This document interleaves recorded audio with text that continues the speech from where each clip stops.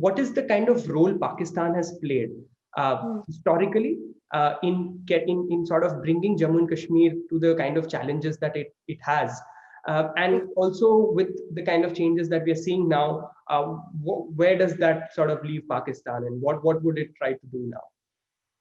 Okay, so if you remember when Pakistan sponsored cross-border terrorism erupted in Kashmir, they attacked the various terror outfits like Jaish-e-Mohammed, Hizbul Mujahideen, Lashkar-e-Taiba.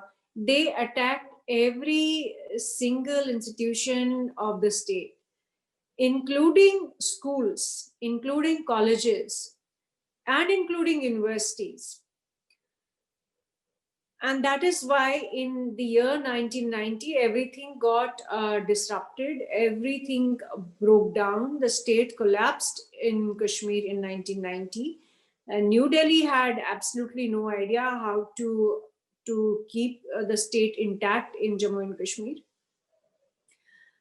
From that point onwards, I think at least till 1996, Jammu and Kashmir was continually under attack in terms of education, in terms of healthcare, in terms of cinema, entertainment. The terror outfits attacked, for example, cinemas, and it's been 30 years. It's taken 30 years to restart cinemas in Kashmir. There were attacks by terror groups against not just Kashmiri Pandits, but also Kashmiri Muslims. There were terror outfits which issued diktats like dress codes for Kashmiri Muslim women.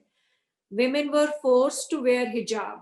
Women were forced not to wear jeans. Women were forced to wear veil. There was this brigade of women terrorists called Duktarane Millat, which was run by Asya Andrabi, and she enforced that dress code in Kashmiri society.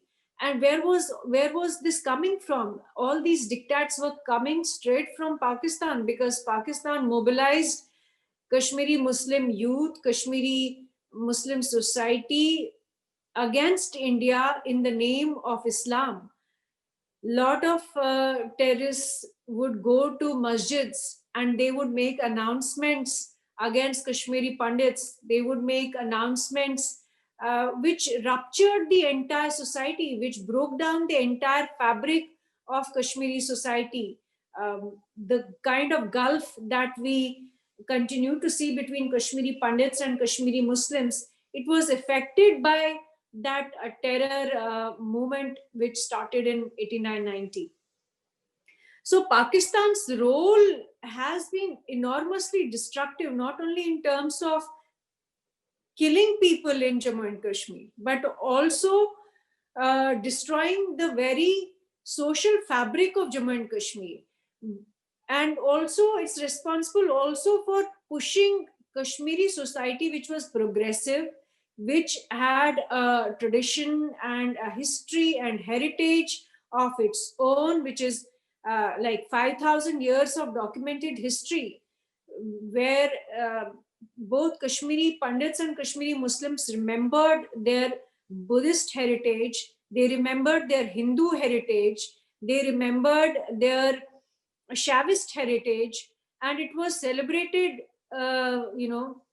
among various sections of society in even among Kashmiri Muslims. So that has been destroyed. Apart from that, I would say that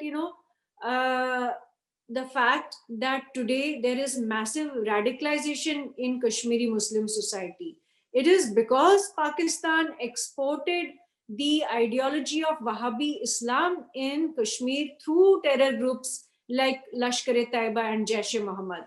It is the Hizbul Mujahideen and Jamaat-e-Islami who basically brought in bigotry and who brought in the communal nature of politics and communal nature of violence in Kashmir, which we did not at least At least in my childhood, I did not witness it for some time.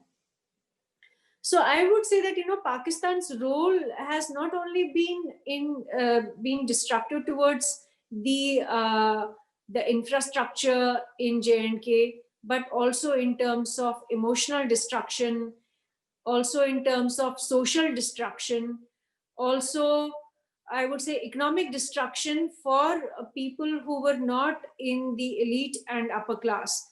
The upper class figured out the way to make money. A lot of people who were in power and politics, they became wealthier, they generated more money. A lot of criminals became wealthy, but a huge section of Jammu and Kashmir society really suffered on account of economy, on because a lot of Jammu and Kashmir's revenue was essentially tourism driven.